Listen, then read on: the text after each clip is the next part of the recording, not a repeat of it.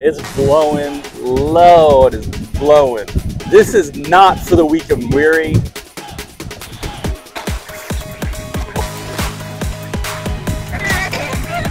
Holy cow. That fish ran out of there like a freaking missile. Good Lord. A crap load of gators over here today. Well, I'm a dummy, guys.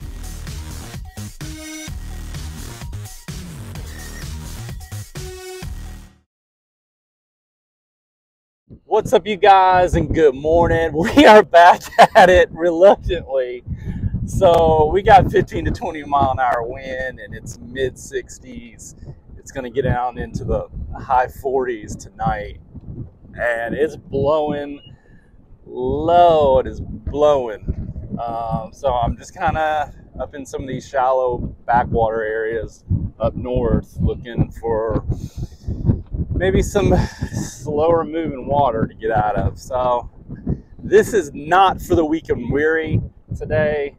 If you've been on Apopka, when it gets windy, it's windy. It gets real windy. So we're gonna probably start with some moving baits and see if we can settle down and get on some fish. Hopefully the one little area I picked up a few will be a little calmer. So we'll see. Might have to keep going more west. We'll see y'all in a minute. So I forgot my charging cable, so we just fun fishing today, but I did get this guy. Look at the bloody tail. They spawning on Lake Apopka. And it's windy. 20 mile an hour winds. Well, I picked a bad day to forget my charging cord.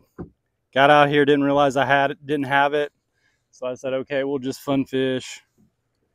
And they're biting. Of course, the coolest thing is they're hitting 3/4 ounce weight, flipping, and they want the bait sideways. They don't want it to drag, fall, and dart. They want it straight down. So we'll see what we can get. I got a couple 3-plussers in the boat. And pretty cool situation there. When I flipped this last one in the boat, my line broke, landed right in the back, and I was able to get him. So don't forget your charging cord. Let's get back to fishing. Yep, no charging cord, and we get us another one. Fatty. I'm in a little nook, and I'm just gonna keep working. It's 20 mile an hour wind out here, but this little calm spot. Let's go.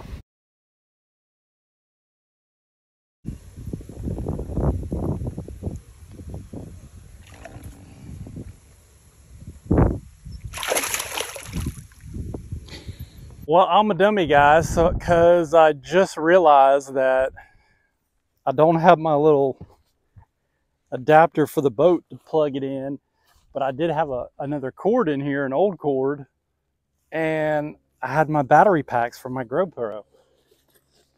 So I just plugged it into that. We're good. I've already caught 1, 2, 3 in the 3-pound range. Second one, as I was flipping him in, broke my line. Then I also set the hook on one, got him all the way to the boat, went to swing him, broke my line, which was a braid, 50-pound braid. It broke last time I was out just kind of pulling on it. And so I switched to, I think it's 65, maybe 70-pound braid. So on my right hand reel or my left hand reel. So I'm using that right now. And I just caught one, probably, that one was, I think, 3.6. I took pictures. The first one I didn't weigh. Second one was like 3.3. That one was like 3.6, I think, 3.7. But it was fat. Looked like a female, but small females. So I've gone to 3/4 ounce because there's a lot of laydown reeds and we have the wind. And I'm turning that bait sideways. You know, I missed one. I think I missed one on green pumpkin, chartreuse, and that's the problem with dipping your tails because they'll bite those tails sometimes. So I put flipping bait on. It was kind of messed up. I turned it to the side and got one to eat it on the 3/4. I've only caught one on the 3/4, but I've been using it with the green pumpkin and they'll hit it, but usually I don't get them. I miss them, and then I go back with a 3/8. So I was thinking I had the right color, but maybe the whole issue is that I needed black and blue when I used that 3/4 ounce. And they seem to want it dropping really fast. If you turn your bait sideways and hook it, you'll get that straight fall instead of that, you know, that pendulum down and that slower fall. So I'm just fishing a big weed clump. We're on the back side. We're on the east side of it, so it's blocking that wind. And I've just been working it.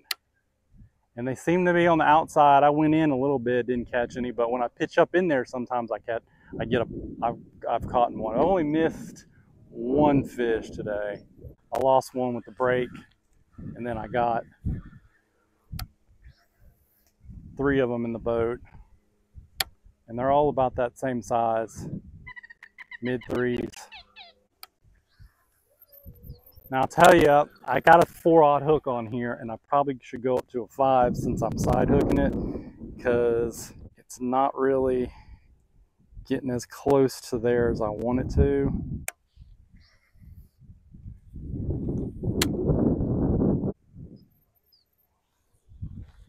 We're at 68.75. It's pretty much been that the whole time. I figured these fish should get pushed to this side, or if any of these fish are going to come up to spawn, they're going to come up to spawn with these fish that are on this side set up.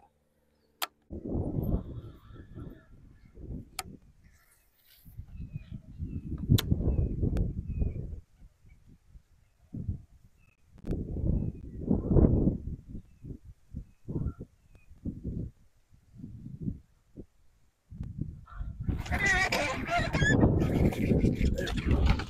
Get in here.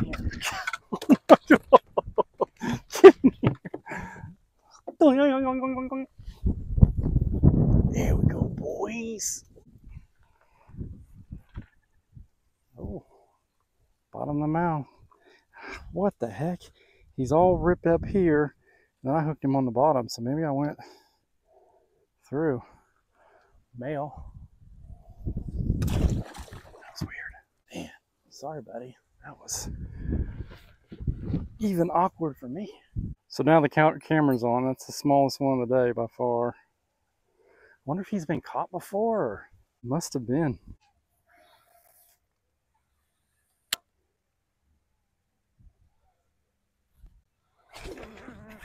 Stay on, stay on. There he is. Very big. Golly, look at that thing. It's yellow. What's he doing sitting in the dirt? Look how yellow that fish is, guys. There's your typical golden china Apopka bass. Let's just say, flipped him with his left-hand reel. The flipping part's fine, it's just reeling them in. Gets a little funky. I got a question for y'all. So I've only been flipping really a little over a year. And really, other than one time, well, a couple times, deep water flipping. My shallow water started last year. Seems like I probably need to change this braid out. How often do you guys change braid? Side hooking is working. I almost think maybe it's helping the bait slide through there better, because it needs to get, with that heavier sinker, it's getting into tighter places than I would get with like a 3/8. You know, I've got 2 rods with 50. The one I have a 3/8 on and it never broke. I think that heavier weight on that 50 is getting into tighter spots and getting it broke, because that rod I've actually used less. But that was my swim jig rod, or reel. So maybe it's gotten more exposure at the end of a cast to damage. But I mean, I haven't fished a ton, and I haven't fished it in anything other than like hydrilla, so it shouldn't be that bad.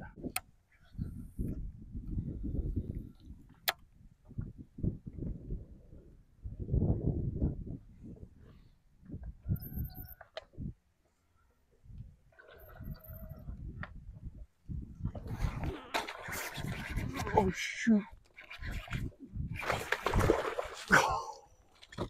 Oh my god.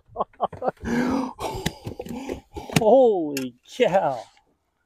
Dude. That was insane. I don't even know if I can tell you what happened. Cha-ching. Look at that dude. Look at that guy. Wow, he's white. He's dry. Cut right there. That's a good one. That fish has just moved up. That fish ran out of there like a freaking missile. That's what he did. 312. Jeez, 312. I'll put him in here for a minute.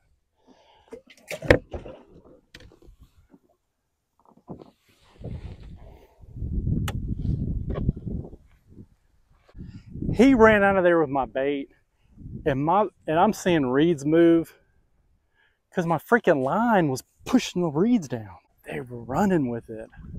I'm not used to that. Yeah, you know, I am. I know what happens. But when you're fishing offshore, you don't see that happening. I mean, that's why a lot of times I'll reel down real far, because they pick your bait up there and they could be anywhere. That was pretty freaking sweet though. Pretty lucky to have that fish, and I really, like I said, I need to go up to a 5/0. So I hadn't fished this edge because the wind was really bad, but it's come down, which it was supposed to come down.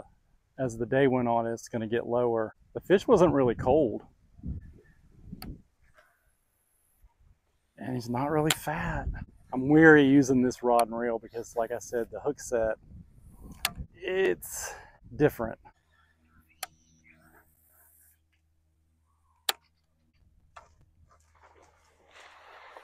Good Lord.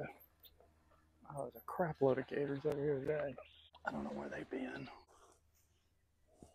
Dude, go back on the land. Why are you in the water? I wonder if they hang out in areas where there's a lot of bass.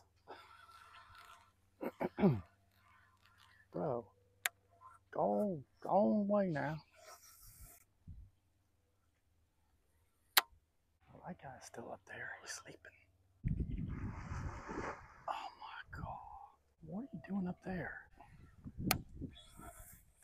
Oh my God. All right, guys, we are out. Decent day for numbers and average size. I mean, threes, consistent size, which you guys aren't going to see most of them. Sorry about that. I wish I would have thought of this contraption earlier, and hopefully I'll get the GoPro back soon. But one little spot, one little area, backside of the reeds. I was on the east side of the reeds. As that west wind blew, I just kind of stuck around that area, and thank goodness they started biting, or I was able to kind of figure them out and pick them apart. The rest of the lake was so windy, I didn't want to just run around. So that was like my best little area. And I'm happy to know that there is some activity over there, but not much in it. More on the outside. I don't think they've moved back there yet. And hopefully those are just kind of males, because we need some bigger fish. But I'm gonna let this fish go. The biggest one of the day, which was 312, I think. And like I said, went up in weight, 3/4 ounce. So I went up in braid too. Ultimately, ended up going up in braid because I broke off multiple times and flipped that bait sideways. So it went directly in. It got me in some of that thicker stuff, which obviously it's harder to get them out when that happens. But let's get this one out. There we go. Nice fish. Oh, wow. That's a female. That is a female. Pretty. She's got a lot of yellow down there. Sorry, girl. You were jetting out of there, though. They spawning. Little groups, though. There you go, girl. Go on, get out of there before Gary gets you. I'm sticking my hand down. There's a ton right over here. So thanks for watching, guys. We will see you next time on BMAS Fishing. We out.